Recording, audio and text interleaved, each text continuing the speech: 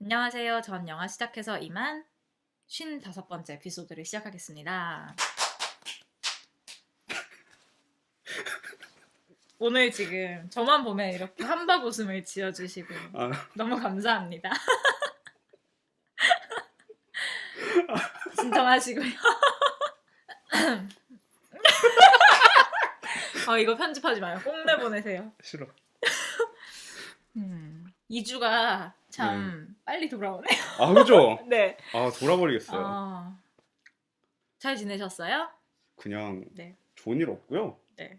좋은 일은 없고 영화를 많이 보셨다고 들었어요. 영화는 그냥 뭐라고 물어봤죠, 나한테? 잘 지내셨냐고. 잘 지내셨냐고? 되게 간단한 질문이었는데 저는 되게 형식적인 대답을 기대하고 있었거든요. 미안합니다. 잘은 못 지내고 그냥 지냈죠. 잘 지내셨어요? 아니요. 네. 이렇게 대답해야 되는구나. 잘 못 지냈습니다. 그렇구나. 뭐 잘 못 지낸 얘기는 굳이 네. 이렇게 다른 분들이 들으실 필요는 없으니까 네네. 뛰어넘을까요? 네, 그렇게 합시다. 네. 최근 본 영화 저 먼저 고백을 하겠습니다. 네. 진짜 뻥 안 치고 한 편도 못 봤어요. 그래서 자랑은 아니지만 매를 맞기로 하고 네. 일단 한 대 때릴까요? 이게 안 아파 보일 수 있지만 되게 아픕니다. 안 아픕니다. 원래 때린 사람은 그렇게 생각하죠. 음. 맞는 사람은 평생 기억하는데. 그죠? 근데 그게 무서운 눈빛으로 그렇게 하지 마세요. 네, 알겠습니다. 제가 쫄잖아요. 네. 제가 약간 무서워하는 거 알죠? 네, 알죠. 네. 근데 뭐 저는 한 번도 때린 적 없는데 되게 많이 때리시잖아요. 야. 네. 또 맞았네.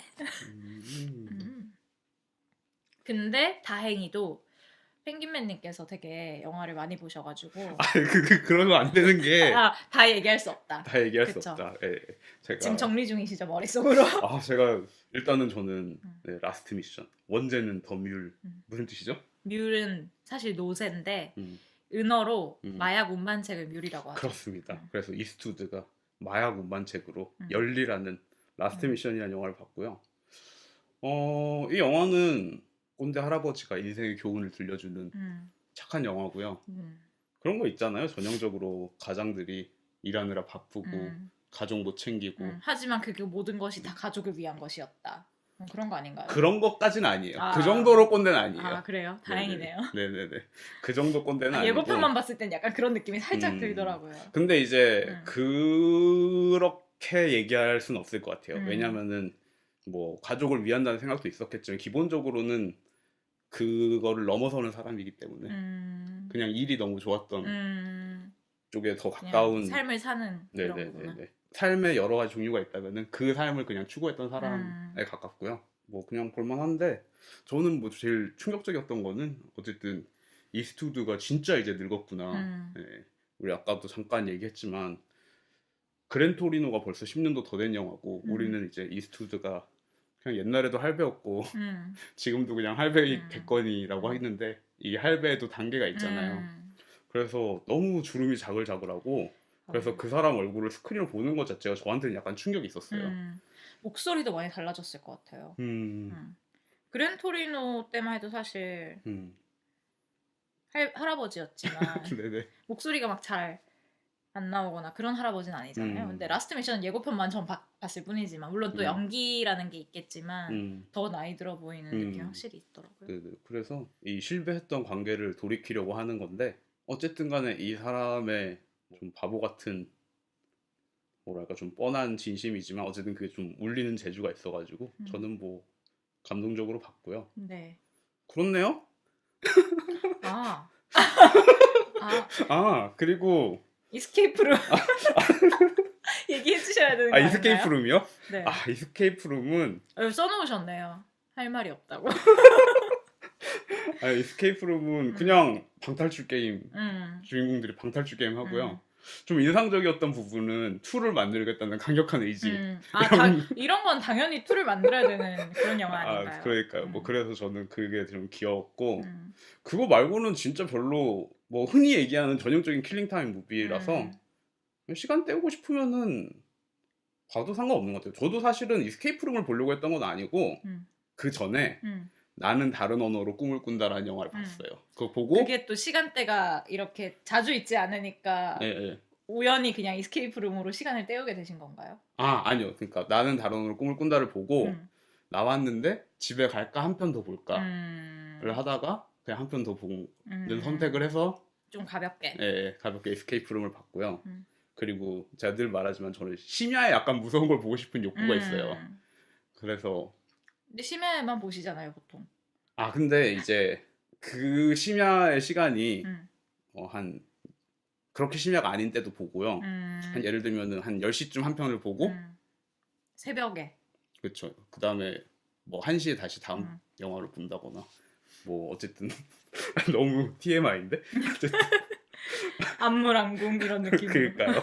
이게 무슨 아무도 안 궁금해하는데 어쨌든 얘기하게 되네. 그래서 그 전에 봤던 영화가 이제 나는 다른 언어로 꿈을 꾼다는 영화인데 어떠셨어요? 저는 이 영화가 되게 신비로운 영화일 줄 알고 사실 가서 봤어요. 그런 느낌을 살짝 풍기긴 했는데. 그런 느낌이 있긴 있거든요. 그리고 이제 일단 제목부터가 그렇잖아요. 이 주인공이 언어학자인데 이름이 기억이 안 나요. 시크리러 맞나? 그랬던 것 같아요. 네, 시크리러가 이제 전수하는 사람이 딱 2명밖에 안 남았다고 해가지고 그 둘의 대화를 기록하려고 주인공이 간 거예요. 근데 이제 여자분 한 분, 남자분 한 분 있는데 그 여자분은 이제 돌아가세요 중간에. 근데 촬영 도중에. 네. 이야기구나. 이야기. 네. 그죠, 이야기. 그 주인공이 촬영하는 도중에. 그래서 이제 한 명이 남았는데 알고 보니까 정식으로 등록돼 있지 않은데 시크리러를 하는 할아버지가 한 명 더 있는 거예요. 그 2명 외에. 네. 그래서 이제 그럼 그 사람이랑 대화를 해야게 만들어야겠다라고 하는데 이 둘 사이의 과거에 연적이라 가지고 서로 안 보는 사이인 거죠. 그래서 이제 그 둘을 네? 의외로 되게 풍속극으로 네, 갑자기 맞아요. 흘러가는. 그래서 그 둘을 화해시키는 얘기인데 네. 이 귀여운 반전이 있어요. 이게 한 여자를 놓고 두 남자가 싸우는 건 줄 알았는데 알고 보니까 게이였던 거예요. 한 남자를 놓고 싸우신 거구나. 아니요. 그것도 아니에요. 그 여자는 둘이 연적이었다. 둘이 연적인 줄 알았는데 사실은 둘이 사랑했던 사이인 거예요. 그랬구나. 네. 그래서 그 이야기가 되게 귀엽고 그런데 그럼에도 불구하고 이 시크리러에 관해서 그리고 숲에 관해서 동굴에 관해서 뭔가 신비로운 것도 있어요. 근데 그 두 개가 되게 안 붙는 것 같은데 잘 붙어가지고 어쨌든 뭐 좀 재밌는 면이 있고 최근에 봤던 영화 중에는 극장에서 본 것 중에 이게 제일 나았던 것 같네요. 네, 이게 제일 나았던 것 같은데 그렇다고 막 엄청나게 막 강추다 그런 건 아니고 그런 건 아니고 그냥 불만하다. 굳이 매기자면 그랬던 것 같고 그리고 아사코. 네. 그리고 아사코를 봤고요. 아사코는 저는 일단은 첫인상으로는 너무 별로였어요. 그러니까 그거는 기본적으로 이야기의 외피의 만듦새 자체가 어느 정도에 도달하지 못했다는 완성품으로서의 조건에 합격하지 못한다는 느낌이 어느 정도 있어가지고 의아한 부분이 있었고 이 영화가 또 깐느 경쟁이었기 그렇죠. 때문에 사실 근데 깐느에서 혹평을 받았었죠. 네네. 어쩌면 이게 로카르노에서 그 전작이 너무나 핫했기 때문에 놓칠 수 없다 이래서 가져간 건지 그런 부분이 있었을까? 그런 라는 게 생각이 아무래도 무시할 수 없는 부분인 것 같아요. 네네. 뭐 그런 부분이 있었고 그럼에도 불구하고 뭐 또 장점 같은 것들이 몇 가지 있었는데 저는 이제 이 영화를 보면서 가장 생각났던 거는 루벤 웨스트분드의 포스 마주어 아니겠는가. 왜냐면 포스 마주어도 재난이 있고 그 다음에 이제 불신의 상태에서 어떻게든 엄청난 불신의 소용돌이가 생기죠. 네네. 그런데 근데 여기는 불신이 생기기까지 좀 오래 걸리는 그쵸. 부분이. 네네. 어쨌든 그런 부분에서 좀 재밌는 부분이 있었다는 재밌는 연결 포인트. 네네. 저는 되게 비슷하다고 생각했어요, 사실. 그럼에도 개인적으로 사실 되게 좋았던 부분이 한 컷 있었는데 아사코가 전 연인이었던 바쿠를 연예인이 된 바쿠를 이제 공원에서 우연히 만나고 그 인사하는 장면 있잖아요. 배드민턴 치다가 갑자기. 네네네. 그 장면에서 이제 이 사람은 관계가 중간에 갑자기 단절되기 때문에 제대로 된 인사를 하지 못했던 사람이니까 그래서 인사를 하고 싶었구나 그런 생각이 들어서 좋았었는데 사실 이제 그 인사라는 게 내가 그렇게 인사를 하고 나면은 후련히 털어낼 수 있을 것 같지만 사실은 아니라는 거죠. 아닌 거잖아요. 그냥 그거는 뭔가 기분상의 문제라거나 아니면은 실제로는 어떤 핑계 후련함도 같은 있겠지만 그쵸 후련함도 그게 있겠지만 다가 아니라는 그쵸 거죠. 그쵸 네. 그런 점에서 이제 좋았던 부분이 몇 씬 있었는데 그런 부분을 고려하더라도 전체적인 형태로 봤을 때 실망스러운 이야기 자체로서는 좀 실망스러운 완성도를 가지고 있다라는 생각이 들었습니다. 어쩌면은 약간 뭐 잘 모르겠지만 원작이 있을 때 일어나는 변화 같은 것도 있었을 것 같아요. 뭐 잘 모르겠네요. 저는 사실 그 본지 저는 좀 돼가지고 아사코 1&2일 시절에 아직 아사코라는 개봉명이 정해지기 전에 봤을 때 아사코 1에 해당한다고 보이는 그 부분은 정말 충격적이죠? 충격적이었어요. 그리고 사실 그걸 보기 전에도 예전에 어디서 이제 오프닝 시퀀스만을 봤어요. 그걸 보고 나는 이 영화는 절대 안 봐야지 생각을 했었거든요. 네네. 근데 뭔가 이제 지금 영화 본 지도 한 3달, 4달 다 돼가는데 가끔씩 이제 생각을 하잖아요. 또 예고편이 나오면 아 저런 영화 있었는데 하고 생각을 해보면 모르겠네요. 약간 재밌었다는 기억이 나와서 되게 신기하더라고요. 저는 안 지루했어요. 아 지루하진 않죠. 재밌게 지루하진 봤어요. 않고 그걸 그러니까 약간 뭐랄까 그러니까 되게 과장되고 말도 안 되게 찍은 그 내용도 약간 그게 어울리는 게 아니었나라는 생각이 좀 들면서 그런 게 좀 생기더라고요. 그러니까 약간 환상 같은 거죠, 사실. 환상처럼 막 엄청 이상적으로 찍힌 것도 아니지만 모르겠네요. 하여튼 저에게는 약간 그런 느낌이 들었던 것 같아요. 근데 뭐 이 이야기 자체가 어디부터 어디까지가 꿈이고 어디부터 어디까지 현실인지 구분할 수 없는 이야기긴 하죠. 그런 점에서는. 그것도 그렇고 이제 이 여자가 주인공이 바쿠에 대해서 가지고 있는 기억이라는 게 사실은 되게 한순간의 이미지 같은 그런 말도 안 되는 판타지 같은 그런 게 좀 있지 않았나라는 생각이 들고 그쵸. 그래서 마지막에 이제 구정물을 바라보면서 아름답다라고 생각할 수 있게 되는 것까지가 그냥 근데 뭐 그게 그런 게 결국에는 아닌가. 이제 재난 이후에 절망스러운 현실 안에서 살아가야 되는데도 사실 그게 일본 영화들도 특히 많이 가지고 있고 뭐 굳이 일본 영화 아니라도 많이들 가지고 많죠. 있는데 지옥 같은 삶에서도 아름다움을 느끼면서 살아가는 일종의 태도 같은 건데 뭐 저는 뭐 그런 부분에서 이해가 되는 면도 있지만 그럼에도 불구하고 납득이 되지 않는 부분이 많았고 그 다음에 라푸엔트 쿠르트로의 여행 그러고 보니까 서울 아트 시네마에서 아네스 바르다 특별전을 하죠. 네네. 그래서 그래서 본 건 아니고 그래서 이제 라푸엔 쿠르트로의 여행을 최근에 봤었는데 그 무비로 봤는데 글쎄요 저는 뭐 좀 재밌었는데 바르다 색깔이 좀 없는 영화였어요. 제가 보기에는 완전 데뷔작이죠. 네.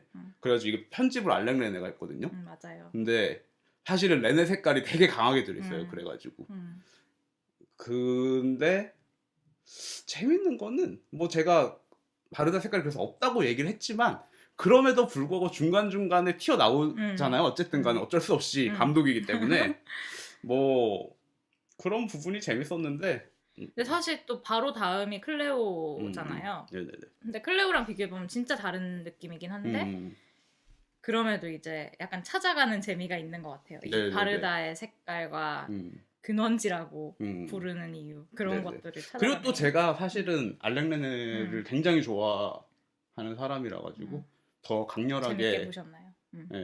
볼 수도 있을 더 그 부분이 뭐랄까 강하게 다가왔을 수도 있어요.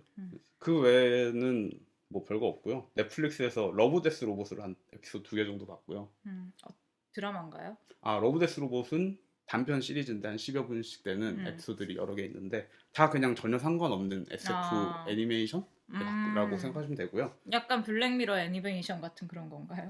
저는 블랙미러를 시즌 1의 첫 번째 에피소드를 보고 이걸 보지 않겠다고 다짐을 한 사람이라서 그게 어떤 시리즈가 있는지 몰라요. 뭐 그것도 이제 에피소드마다 다른 내용인데 그 이제 미래의 기술이 발전한 디스토피아에 관한 이야기가 매번 다른 이야기가 나오는 뭐 그런 느낌이라 보시면 되는데 이게 데이비 핀처가 이그제티브 프로듀서라 가지고 봤는데 그렇군요. 근데 마인드헌터 뭐 시즌 2는 언제 나오는지. 곧 나오겠죠 뭐. 근데 이제 사실 이름만 올린 것 같기도 하고 일단 다 만든 데가 다르다 보니까 그냥 사실 그들의 색깔이 드러나는 거라서 뭐 그냥 적당히 볼만한 뭐 SF를 좋아하신다면 적당히 볼만한 시리즈다라고 얘기를 할 수 있을 것 같고요. 10여 분이라고 하셨나요? 네, 단편들 쉽게 볼 수 있겠네요. 네. 첫 번째는 그냥 그랬고 두 번째는 좀 귀여워요. 그 해외 로봇이 멸망한 인간 세계를 이제 다니면서 아 역시 인간들은 이 모양이었구나. 정말 비효율적이구나. 뭐 그런 감상을 하는데 뭐 귀여운 얘기잖아요. 뭐 워리 같은 건가요? 그렇죠. 좀 더 수다스러운 워리. 수다스러운 워리라고 생각하시면 되고 이제 거기 보면 이제 나중에 반전으로 고양이가 이제 지구를 지배하고 있거든요. 그래서 또 요즘 고양이가 진짜 뜨네요. 그러니까 이게 플러크네예요. 사실 고양이 몇 년 전부터 핫했잖아요. 사실 그 원조는 아네스 바르다. 아, 네. 네. 알겠습니다. 하지만 이제 제작이 들어가서 결과가 이제야 나오기 시작하는 거죠. 네. 그러네요. 뭐 그렇고요. 이왕 얘기 나온 김에 아트시네마에서 바르다 영화도 보러 가시고요. 또 영상자료원에서 극장과 관련된 영화들을 트는 기획이 있는데 뭐 좋은 영화 많이 트더라고요. 그러니까 보시는 것도 좋을 것 같고 저는 안녕 용문객장을 보러 갈 생각인데 만나서 인사하세요. 네 그러시고요.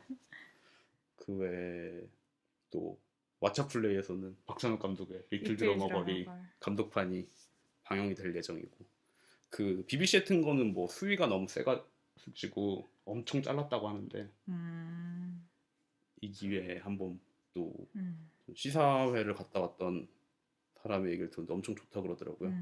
그래서 저도 기대를 하고 있습니다. 다음 에피소드에는 뭐 할까요? 어스 할까요? 겟아웃의 조던 필 감독이 내놓은 야심차게 내놓은 어스 US 어스 우리는 누구인가 네.